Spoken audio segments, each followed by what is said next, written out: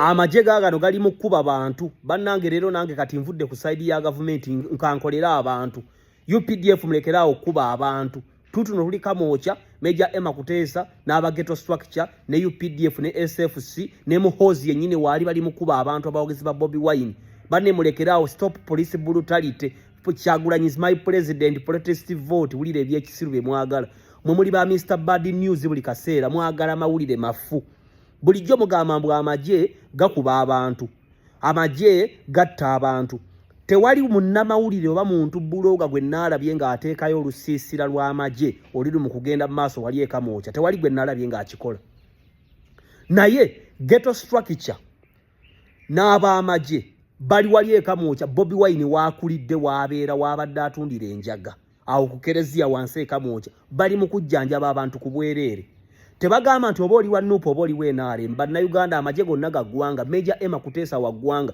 ngo bagambe buli mwana wa ghetto yawa Museveni akalulu olungi baatukuba akalulu n'eddembe lyabwe kubanga ekyokuba nti Major Emma Kuteesa ali wansi wa ghetto tekitegeeza nti buli mwana awagira Museveni ffe twagala mirembe kubanga Museveni yayitamu ebyo nga temubyogera amagye gali mu kugabira abantu ddagala ku bwereere oyina enziku abalina infections abalina yeast abalina kandida abalina amaaso abaganirako embuto abalina ebisiraani n'essabo weeriri Major Emma Kuteesa abazimbidde essabo mwenna mugenda n'abasamize bonna Museveni yabafuga mugenda awo Kamwokya olusiisa bannaku bbiri lwatandise eggulo n'olwaliro weeruli nga temunnabyogerako muwoza amagye gakuba abantu kibooko Major Emma Kuteesa atta abaana baffe mulimba muli baffere Kyagulanyi nga tannabyogerako kubanga Kyagulanyi w'e Kamwokya abaana ba Nuupu nga tebannakwata bintu ebyo abaana abaffe bakaliyani bapiero badada bakemigisa Godi's daughter be bagenze wali Emily Smith be babikutte nga tewali wa Nuupu yakutte ebyo nyabula Major Emma Kuteesa jju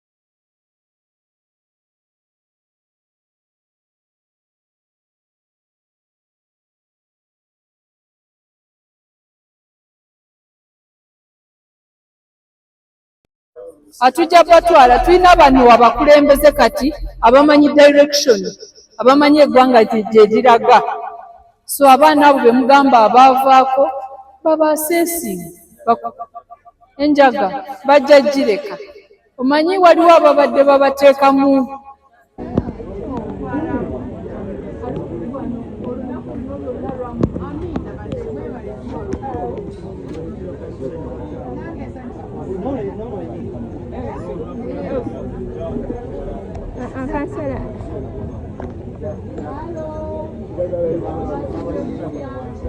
The president went around when he was doing the PDM tours. We saw that women were doing very well with PDM. So I encourage women to engage in wealth creation because that's the way to go. When a mother is okay, when a mother has engaged in wealth creation, then the family is happy. So women out there, remain healthy and engage in wealth creation. Government has put the conducive environment, and for us, the UPDF, we continue to secure you as usual so that you continue going about your business.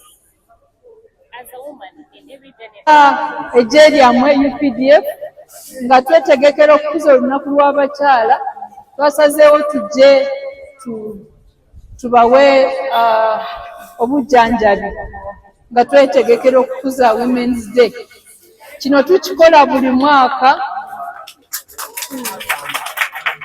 My pleasure. Kale maama.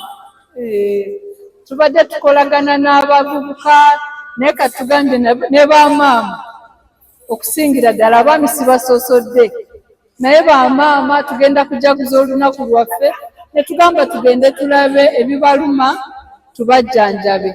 Naye waliwo amalwaliro ga gavumenti Kiruddu, Kawempe, Mulago gakola tukimanyi naye naffe ne tugamba katutuukire ddala wano mu bantu tubawe obuweereza nga UPDF. Tuli baana bamwe kubanga mumwe mwe tuva. Mwebale na kulonda bulungi kati ebyakalulu tubimaze katudde mu kukola. Tudde mu kukola tukole programu za gavumenti bwe ziri muzenyigiremu naffe tubawe obukuumi mweyongere okukola bye bulina okukola. Amina. And to the people of Kamwokya Chikete, I bring you greetings from the Chief of Defence Forces, General Muhoozi Ggali Mukukuba. He's the one who's supporting us in all this. He loves you because he's your own. He's your own. So I bring you greetings from him. He knows we are here and we are giving back to you, and he loves you. Abantu be Chikete Kamwokya.